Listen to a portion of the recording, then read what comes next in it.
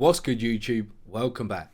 Today it is LazyDaze Tubby, and I'm back at it again on my solo channel, and I am doing some more Sabaton history for you guys today. And we are doing Ruina Imperii, End of an Empire, Sabaton History, episode 88. Sabaton make amazing content, and I always like to see the dynamic between Indy, Nigel, and the band members in general. Like I said, they tell amazing stories, great storytellers, great storyline. Always looking forward to finding out more about the music they make. If you guys haven't already, please head over to their page. The link's in the description box down below. If you're enjoying my reactions, looking forward to future reactions, you know what to do. You need to like, comment, subscribe, hit that notification bell, but we are going to jump straight into this one. All empires eventually crumble. Including the Swedish Empire. This is Ruina Imperii.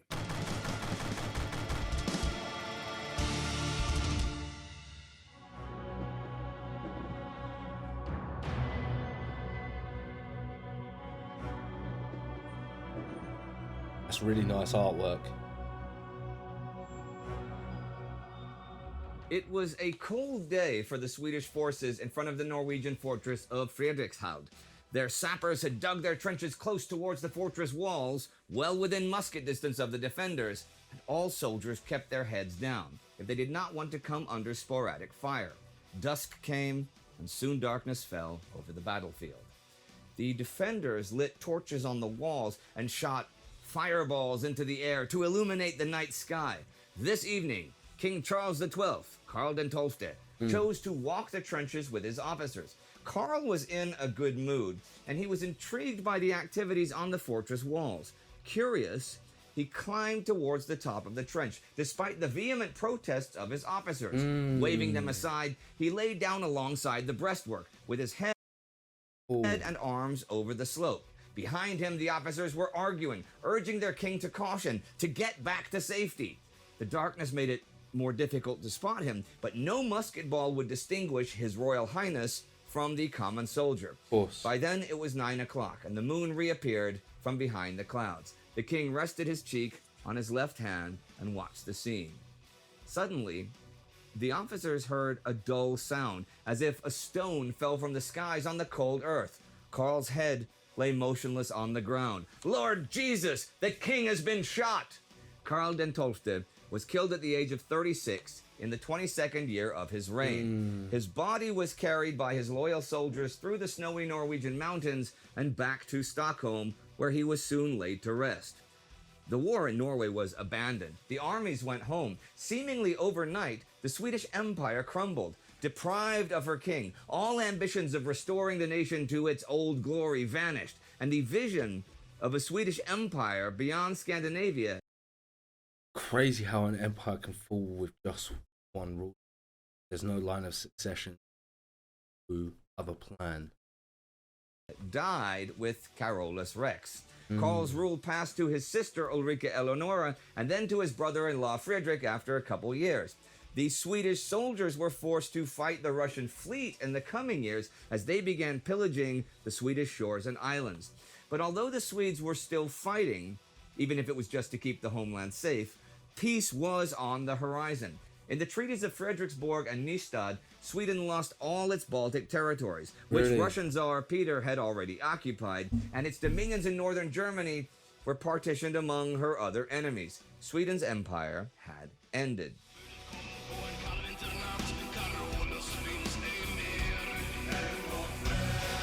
All of that work just for nothing.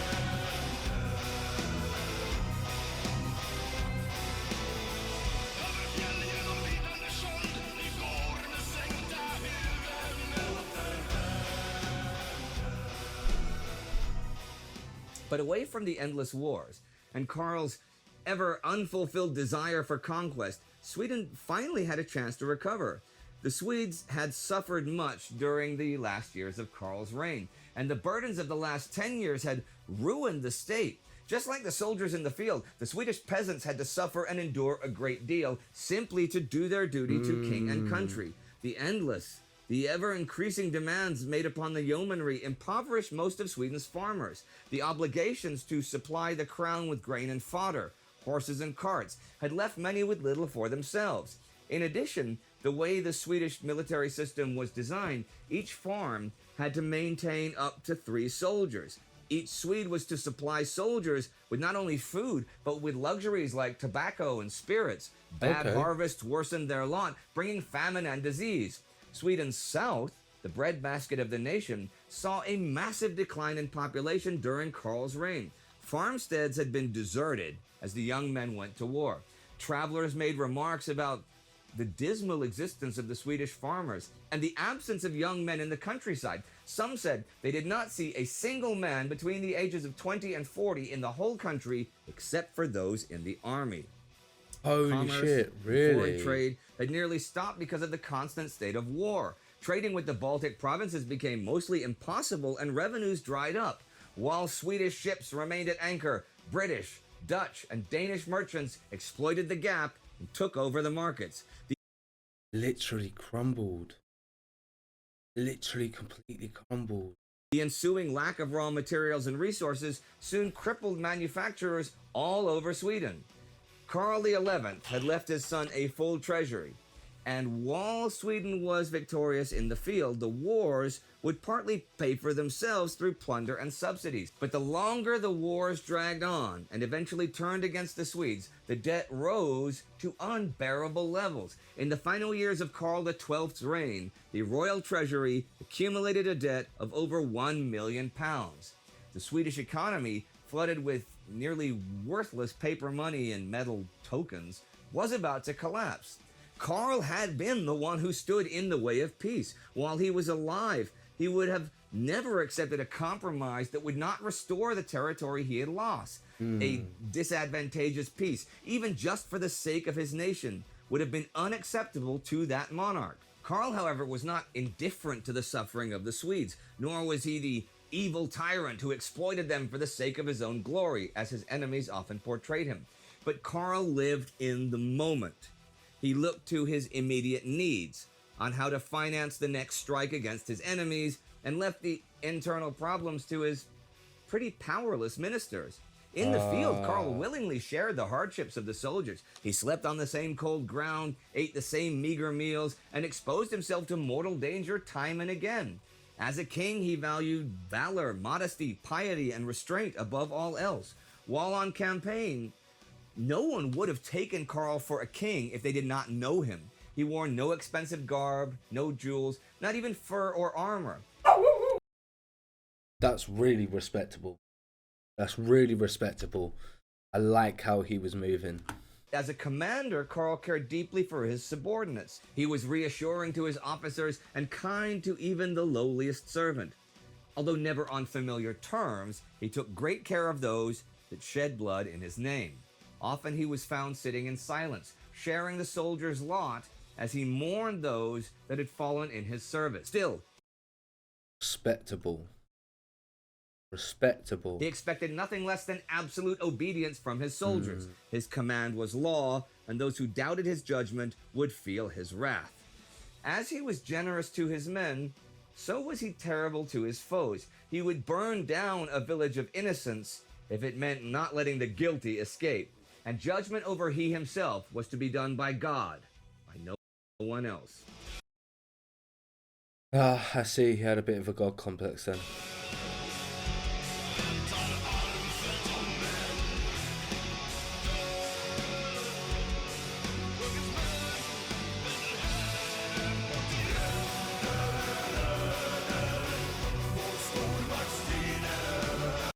Oh, the more and more I listen to this, the more this might become my favourite song of the album.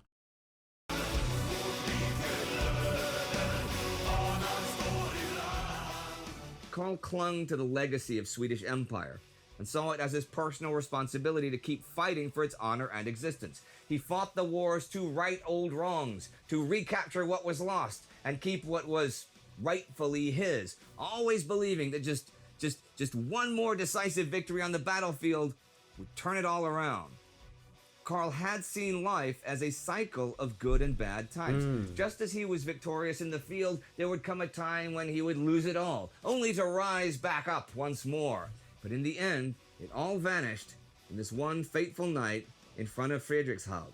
Karl's death led to the end of the old Swedish Empire. Sweden would successfully defend itself, though, and soon enter an era of liberty, but both the absolute monarchy and the empire were lost forever.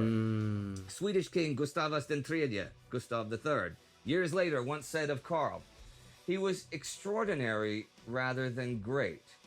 He certainly had not the true conquering temperament which simply aims at acquisition of territory. Karl took dominions with one hand, only to give them away with the other. Superior to Alexander, with whom it were an injustice to compare him, he was as much inferior to his rival Peter in the qualities which make a great ruler as he excelled him in those qualities which go to make a great hero." Okay. What else can be said about Karl's reign?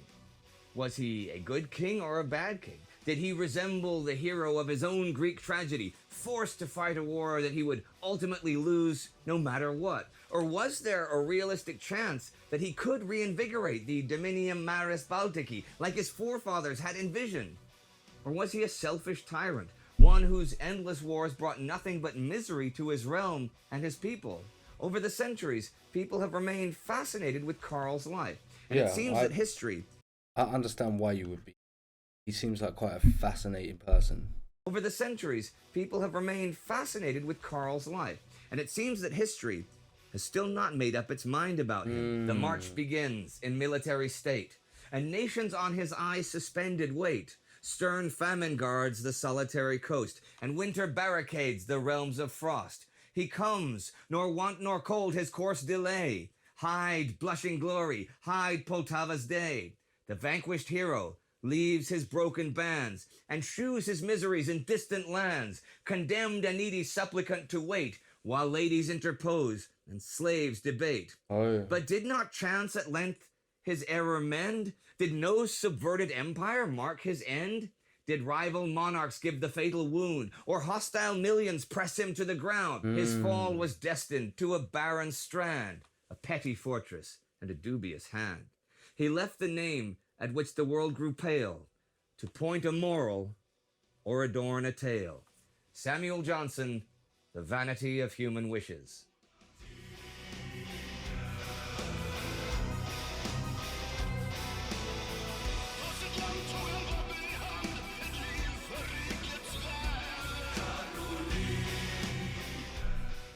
Now, Per, there is no English version of Ruina Imperii. Yeah, I made that mistake. That is true. As the ending track of the Carolus Rex album, which was available in Swedish and in English, we wanted eventually to keep the legacy of the Swedish Empire a little bit longer and do our little part to tell people that they have to learn a little bit of Swedish to keep it. I wonder how many people out there... Do you know what? I think that's fair, because it did make me want to learn Swedish. I think that's fair. I've actually memorized the Swedish lyrics. More than you think. I know that there's a lot of you out there who can sing along to one song in Swedish, thanks to we never made an English version of it. And it's also funny, we actually never... We performed the full Carolus Rex album as a whole.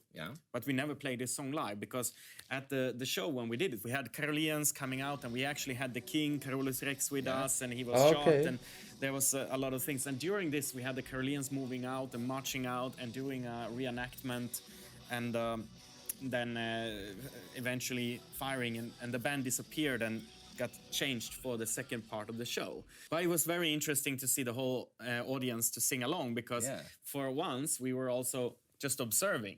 Oh, I see. That's quite cool. It was a Sabaton show. The stage is full of Carolians and a dead king. And there's a huge audience. And we are just not playing. And that... now, people must have asked for an English version, of course. There are some people who ask for it, and some people... No, I think it should stay without. I actually think it's much better without. I think that there was an error, but this was intentional from our side, that we wanted to have this one. Like, yeah, I like that creative choice. Yeah, if you want to understand the full meaning, you got to learn Swedish. Yeah. And it is, it's a great concept album, a real, a hardcore concept album. And what was going on with the band then at the time that, this was happening? Because this is 2 albums This, it's a lot. It's a lot to digest. Yeah. It's a big concept that we did, and Yeah. it's very emotional. And when I listen to this song ending the album, I always think, because Carolus Rex for me means a lot, and it means a lot for all of us, because not only the amount of work we put into it, that it was such a again, a lot of people said we cannot do it, we shouldn't do it. An album in Swedish about Carolus Rex, about the Swedish Empire, you shouldn't do it, it's controversial. We did it anyway. People said it's not gonna sell. It sold more than anything we've done ever. And Yeah, don't listen to some people. Like, you just got to do what you think artistically best sometimes. all the way it worked. But during this, we also had a lot of internal struggles. Okay. So this is by the time we are recording this in 2011, when, as some of you know, when Sabaton as it was formed, the Sabaton Mark I was disbanded. Yeah. It was during the middle of the album recording, and we decided to go separate ways. And in order to finish. Well, I now have a bunch of research to do, don't I? Please let me know in the comments box down below. I will also look into it more myself, but someone please update me. Thank you. The album in time, it was very hard work done by mainly Joachim, who had to wrap up because there was no more band. Oh, yeah. So a lot of guitars was played by him and things like that as well, in order to finish this album. And I remember me and Joachim saying, okay, maybe there will be no more Sabaton after this, but let's at least finish this as a kind of a. Then if this. Aren't we glad they managed to fix whatever the situation, still produce music? This is our final album, then let's do one hell of an album about it.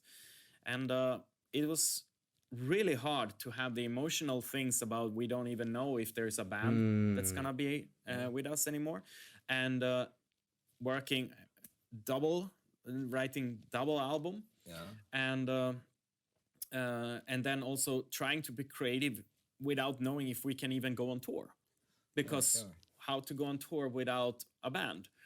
And so all in all, this album, and specifically when I hear this song, because it ends the album, and it was one of the latest additions to the album.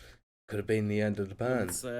It was one of the, I think the last song that was written for the album and added, and it doesn't have any guitar solo, and it's a bit of a different. It didn't have a guitar solo. Vibe of the song. It did, and I think I liked it the most. That's so interesting. I didn't pick it up. It reminds me a lot about this all the stuff that was going on behind the scenes that no fan, you guys didn't know about what was going on at that time. And also our record label Nuclear Blast had no idea that this. And I remember after we finished the album, and I make the phone call down to Germany to the Nuclear Blast, and I say, guys, put it on speakerphone and pull all the team that is working with us in the same room. And when they are all there, guys, sit down. Okay, first the good news: we have finished an album, and it is by far our best album. And then the bad news is that there is no more Sabaton at the moment. And they were just silent. And they say, what do you mean? Well, I said, there's only me and Joachim left in the band. And they were absolutely stunned. And they said, no band can survive crazy. Such a big change. And I was explaining to them, you have to trust us on this. We believe so strongly in Sabaton that we will be able to take it from here and raise it up and make it more powerful than ever. And aren't we glad they did? And they were so against us. First of all, we have made an album about something that they couldn't understand. Why do when you do write album about international wars and suddenly you write about a Swedish king that they never heard of hundreds of years ago, and the Swedish party say don't do this because it's going to be controversial and maybe even forbidden in Sweden, and then okay, and you're going to launch it without having a band, and you are splitting up a band that is very loved. This is the end of your band. Okay, and I have to spend a lot of effort convincing them that, guys, you have to put faith in this, because we will turn this in our favor and we will come out very strong from this. And they trusted in us eventually, after a lot of convincing. And I think that now they are, everyone knows where it all ended up with a... Today, I think we are just a few numbers away from a 5 times platinum certification of an album, which is by Swedish means unprecedented in rock history. Well, Barry, that was fascinating. I bet that's such a proud achievement to have on your backs. This has been one of my favourite episodes so far. That little story there. Yeah, it was really nice to hear. Fascinating, actually. I was curious where the interview part of this song was going to go when we started it. You know, I knew a couple of things I wanted to talk about, but I didn't know we were going to go there. And I bet you guys didn't either. So that is where we will leave you today for Sabaton History. Thank you for watching. And that was a good way to end the episode.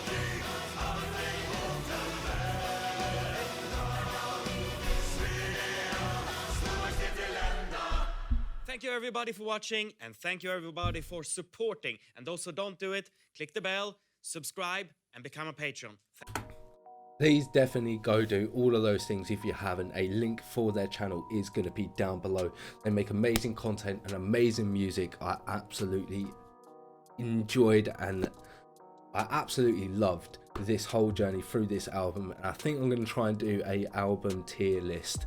And I'm going to work on that over the next couple of days. So let me know if you do want to see that in the comments box down below. If you enjoyed my reaction, looking forward to future reactions, you know what to do.